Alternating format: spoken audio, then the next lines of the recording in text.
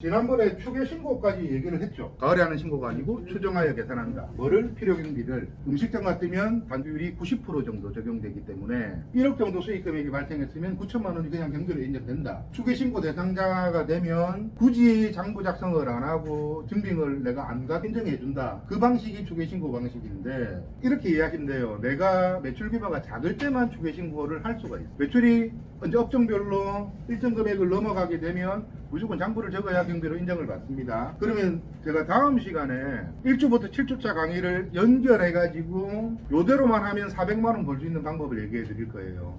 대단히 어렵지 않게.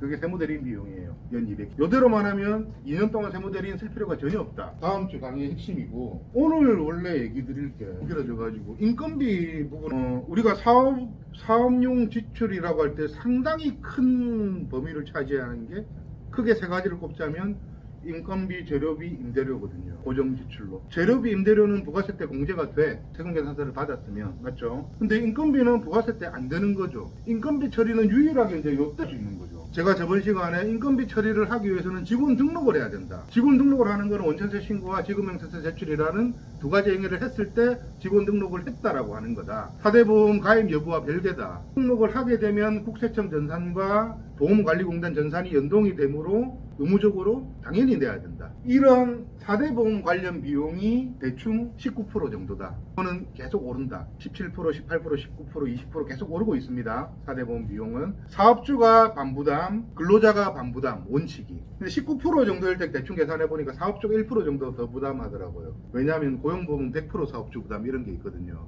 100만 원 급여를 받는다면 19만 원을 공제한 금액을 월급으로 나가죠. 4대 보험료를 공제한 금액. 그럼 그 중에서 100만원 급여를 받는 직원이 부담할 4대 보험료는 9만원 정도 되는 거죠. 인건비 처리를 하게 되면 원천세를 떠 4대 보험료가 엄청난 포지션을 차지하는 거예요. 10%라는 게 엄청나죠. 그러면 인건비 처리를 결국에는 세금을 싸게 내기 위해서 필요경비 처리를 하기 위해서 인건비 처리를 하죠. 직원 등록을 하고 꼭 해야 돼? 이런 책에서는 인건비 처리를 무조건 하세요. 원천세 신고하고 지급명세 제출 안 하면은 경비 처리 못 받으니까 세금이 폭탄 맞을 수 있어요. 겁을 팍팍 주는데 다른 생각을 한번 해봤어요.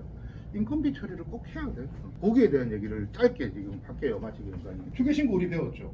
추계신고가 뭐였죠? 그냥 당신의 업종에 따라서 경비율이 정해놨으니까 다 빼줄게. 나는 음식점 추계신고 대상자입니다. 직원 등록을 굳이 해야 돼요. 난 추계신고 가능한데 직원 등록을 하는 순간 19% 4대 보험료가 나가요. 세금 아끼려고 직원 등록하는 거죠. 원칙은. 근데 추계신고를 하게 되면 의미가 없어지잖아. 등록할 의미가. 요거만 이해되면 좋은데. 추계신고는 등록이고 나발이고 안 해줘도 빼준다 소리죠. 등록 안 해도 빼지는데 굳이 등록 필요 없죠 당연히. 직원들도 원하지 않아요. 급 작게 받는데 그거 특히 식당 일하는 분들 있죠. 되게 민감해서요. 보험료 공제하고 직원 등록 하지 말고 그냥 안 해도 되니까 제발 하지 말고. 그런 사람들 되게 많아요. 식당에 일하는 분들 되게 어려워요 가정이. 그리고 나라에서 지원받는 사람 되게 많아요. 식당에 일하는 어머니들 뭐 나라에서 뭐 주거비 지원받고 이러는. 근데 소득이 드러나죠. 그럼 지원이 끊기거든. 그러니까 그런저런 이유로 자기가 직원 등록을 원치 않는 사람들이 되게 많아요. 식당에서 좀 일하시는 분들 같은 경우 사장 입장에서는 신고 대상자가 아니야. 맞죠? 아닐 경우에 장부 신고를 해야 되는데 직원 등록을 안 하면 세금 폭탄 맞을 확률이 있겠죠. 인건비가 많이 나가기 때문에. 그래서 당신의 어떤 그 상황은 충분히 공감하고 이해하나 내 입장도 좀 봐달라. 나는 당신을 직원 등록 안 시키면 힘들다. 세금 어마무시하게 나간다. 어떤 협의를 하냐면 그러면 원래 사장은 10%만 부담하면 되죠. 4대 보험료를. 근데 19% 부담 다 해주겠다 소리야. 세금 줄이려고 19% 부담을. 그렇게 협상을 하는 사람이 되게 많습니다. 그런데 그 사장님이 세율이 과표를 계산해 보니까 15% 과표에 걸렸어. 세율이 5% 과표에 걸린 사람이 4대 보험료를 대납해주고 경비 처리를 했어요. 그럼 경비 처리하는 건건이 4%씩 손해가 나는 거예요. 이해되세요? 직원 등록을 무조건 하는 게 좋은 게 아니란 말이죠. 내가 추계신고 대상자면 안 하는 게 그 일하는 아줌마도 땡큐지. 원칙은 해야 됩니다. 원칙을 해야 되는데 우리가 세상을 또 원칙대로 살 수는 없으니까 아줌마 좋고 내 좋으면 하는 거죠. 추계신고 대상자면 굳이 직원 등록에 민감해 할 필요가 없다. 이 정도 선에서 마무리 짓게요. 그리고 나의 세율이 15%보다 적으면 종소세 세율이 이렇게 15%, 그 다음에 24% 뛰나요?